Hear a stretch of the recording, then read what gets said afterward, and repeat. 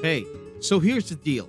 Everybody's been hyping up Yuno like she's the second coming of Jesus Christ himself. But the truth is, her teams are way more versatile than people realize. And if you're not running her in the right comps, you're basically throwing away half her potential. That's right, half. Today, we're diving into what makes Yuno's best teams tick, why certain characters elevate her damage into the stratosphere, and why others should just stay on the bench. Buckle up, because this is going to get spicy. Yo! Welcome back to the channel. Kamusta po sa inyong lahat? Apparently, Yuno is a lot more versatile than people give her credit for. Let's kick things off with her role as a sub-DPS for Augusta. On the surface, it looks simple, but it's deceptively powerful. The Yuno Augusta core shines hardest when backed by either the Shorekeeper or Verena. Shorekeeper drops crit buffs, Verena juices Augusta's attack stacks, and suddenly you've got a comp that's safe, stable, and disgustingly effective. It's flashy and downright efficient. Right now, Augusta, Yuno, Shorekeeper is arguably the best setup out there, and it's not hard to see why. Augusta already pops off with Mortiphi's 38% heavy attack buffs. Now, imagine stacking that with 50% heavy attack plus Yuno's 40% electro buff. That's not synergy, that's a war crime, people. It's the kind of lineup that flips the script and makes the meta chase you instead of the other way around. For quick swappers, Yuno plus Mortiphy is where the quick swap magic begins. Mortiphy with Empyrean Anthem and at least 80% crit rate is optimal since he can extend attack buffs while also shredding enemies as an off-field coordinated damage dealer. Add Augusta into the mix and you're quick swapping like your life depends on it. Constantly stacking buffs until Augusta starts melting bosses like butter. Just know that this comp requires actual effort. You can't just mash buttons and win, you've got to learn the rhythm. Then, there's Augusta and Yuno paired with Jiyan. As if having two main damage dealers weren't enough, why not go for three, right? Yuno feeds Augusta her full arsenal of buffs. Augusta in turn boosts Jiyan's arrow damage. And then Jiyan flexes his Giga Chat energy in a way that makes the entire battlefield stop and watch in disbelief. Finally, we have Augusta and Yuno teamed up with Yinllin. While Yinllin doesn't deliver the same high scaling buffs to Augusta that Mortiphy does, a solid build and clean rotation can make her a surprisingly effective partner.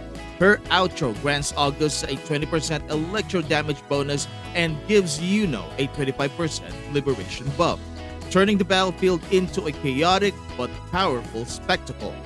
With Yuno and Shikona headlining the second half banners, are you sure you have enough asteroids? Fortunately, you can avail of discounted top-ups without having to give away your password.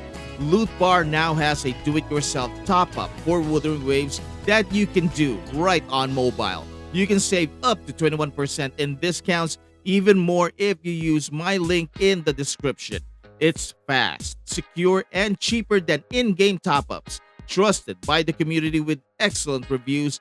Top up your Wuthering Waves, Genshin Impact, HSR, and Zenless Zone Zero with Loot Bar and grab an extra 10% discount through my link in the description. Now, back to the video. Let's shift gears to Yuno sub-DPS for Jiyan. If you thought that Augusta teams look fun, this is where Yuno really flexes her flexibility. The easiest option here is Jiyan, Yuno, and Shorekeeper or Verena. Safe, reliable, and strong. But if you want to push limits, Jiyan, Yuno, Mortiphy turns into a quick swap monster. Mortiphy with Empyrean Anthem not only buffs Jiyan's attack but also pumps out consistent coordinated damage. If you don't vibe with Mortiphy, swap him for Zeze with Empyrean Anthem and 80% crit. Zeze plays a similar role though her outro doesn't buff Jiyan, which is tragic, but not a deal breaker. If you're feeling spicy, go for a mono arrow comp.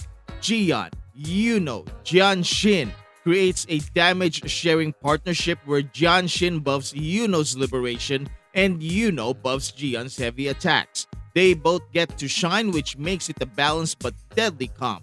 Alternatively, Jiyan, Yuno, Shakona is another mono arrow route, with Shakona's forte and liberation doing work even if her outro is useless. Equip her with the Empyrean Anthem and 80% crit rate, and suddenly you're looking at a comp that dishes out massive damage from every angle. Then, we get to the comps where Yuno plays into negative status setups. Here, she works as a healer and enabler for Zani and Phoebe, both of whom thrive on heavy attack damage and love the pace of Yuno's quick liberation cycles. Some of you will even stretch her into Cartithia and Shakona squads, using her as a stand-in for Shorekeeper or Arrow Rover. Just keep in mind though that Zani, Phoebe, Cartithia, and Shakona don't bring outros that buff Yuno, since their kits are built around negative status effects. Finally, we have the Yuno main DPS setups, the dream scenario for those who pulled her specifically to be their Liberation Nuke Queen. The safest and easiest comp is Yuno, Shakona, and Shorekeeper. Shakona's outro doesn't affect Yuno since she doesn't deal arrow erosion damage, but her liberation as coordinated damage dealer still helps in a big way. Empyrean Anthem plus 80% crit rate buffs Yuno's attack, while Shorekeeper handles crit buffs. Swap Shakona for Jiyan and things get wild. Jiyan's outro buffs liberation damage, which is perfect for Yuno, while Yuno herself can give Jiyan a small arrow damage amp, up to 12%. Together, they form a synergy. While not so smooth, it feels like the devs planned this. And of course, Shorekeeper stays on crit buff duty. Then there's the wild card, Brant. He gets 4% fusion amplification from Yuno, and if you pair them with Shangli, Shakona, or even the Shorekeeper, the comp becomes unpredictable but dangerous. It's less straightforward than the others, but the potential is there. Of course, there are countless other team compositions you can try depending on which Resonators you've unlocked, so don't be afraid to experiment and be creative once Yuno arrives. At the end of the day, what really matters is how much fun you're having with the game. So, what's the takeaway here? Yuno is not just a sidekick or a stat stick. She's a flexible powerhouse who can slip into Augusta comps, Jiyan comps, or even lead their own squad as a liberation nuker. Her strength lies in her adaptability, and when paired with the right Resonators, she can transform good teams into terrifying ones.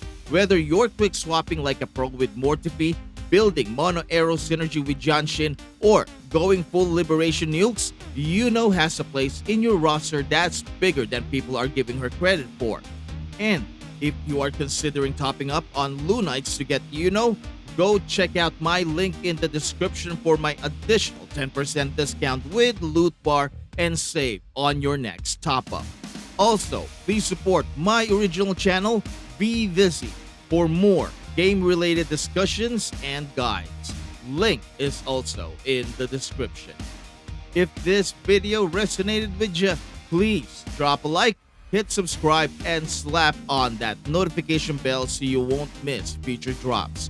Yuno might not look broken at first glance, but trust me, she's got the tools to change the meta. Thank you so much for watching. Maraming salamat po, and I will see you on the next one. Goodbye!